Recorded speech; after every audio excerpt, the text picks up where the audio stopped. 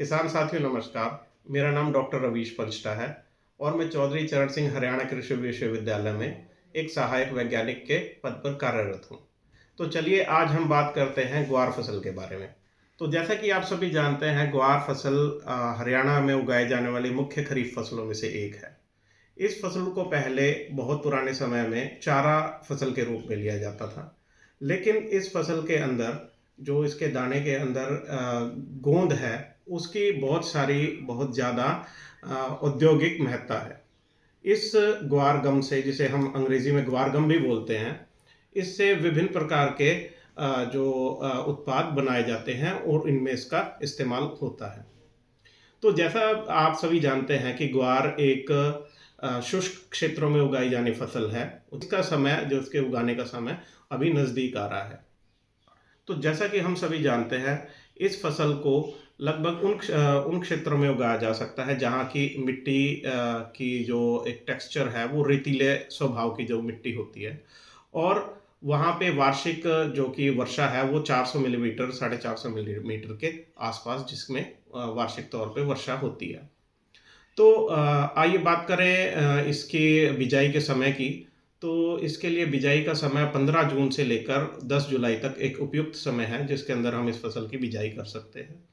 और बिजाई करने से पहले हमें खेत को 2-3 बारी अच्छे से उसको चलाकर उसके अंदर बहाई करके उसके बाद हम इस तरीके से उसकी बिजाई कर सकते हैं।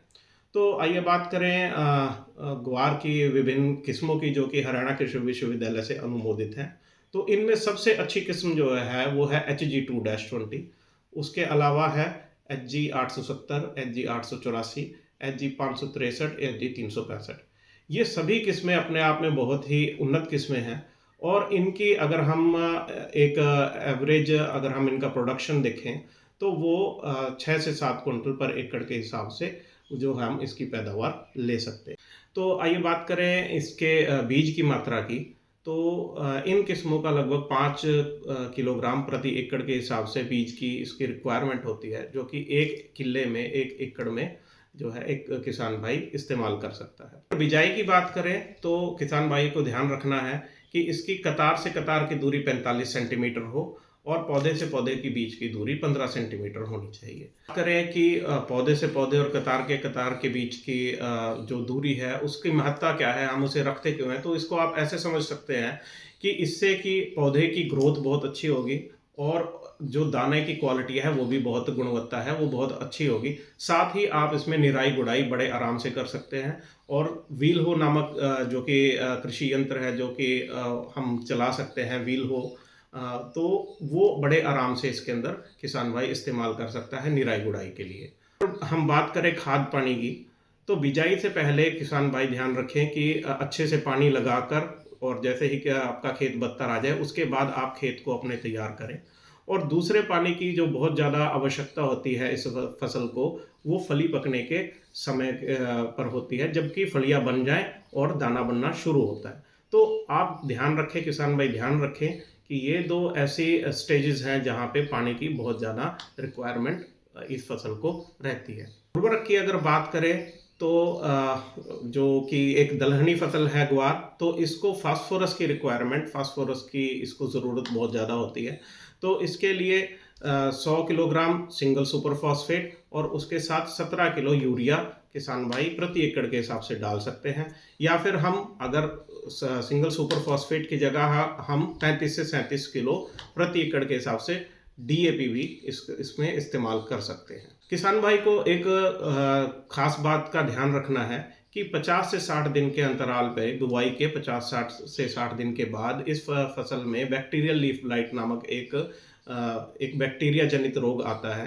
तो इस रोग की रोकथाम के लिए किसान भाइयों से सिफारिश की गई है कि 5 से 6 किलोग्राम जो प्रति एकड़ जो उनका बीज का इस्तेमाल करते हैं, उसका उन्हें बीज उपचार करना है। उसके बीज उपचार के लिए 5 से 6 लीटर पानी और उसमें 1 पुड़िया स्ट्रेप्टोसाइक्लिन, जो कि 6 ग्राम की होती है, उसको घोल लें, और साथ ही 10 से 20 मिनट तक उस बीज को उसके अंदर भिगो लें, और फिर उसे छाया में सुखाकर उसके बाद उसकी बुआई करें।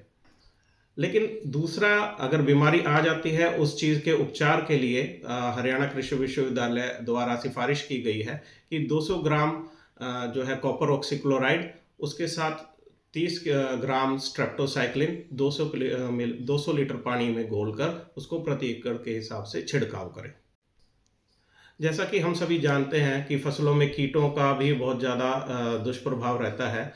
तो इस फसल में तेला नामक कीट जो है वो बहुत ज़्यादा नुकसान कई बारी कर देता है।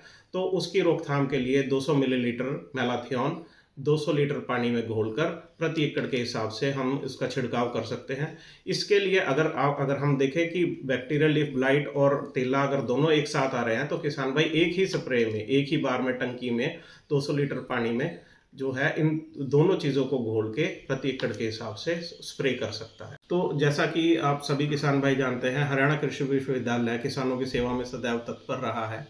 और इस फसल के बारे में अगर किसी भी किसान भाई को किसी भी तरीके की जानकारी चाहिए, तो वह किसान सेवा केंद्र में संपर्क कर सकता है, पर्सनली विजिट कर सकता है। लेकिन अगर उसके बाद भी कुछ उसके मन में कोई शंका है, तो आप कृपया करके मेरा नंबर नोट करें। यह है 9729952823। मेरा नाम है डॉक्टर रवीश पंचटा। आप मुझसे संपर्क कर सकते हैं और जो जानकारी है मुझसे प्राप्त कर सकते हैं।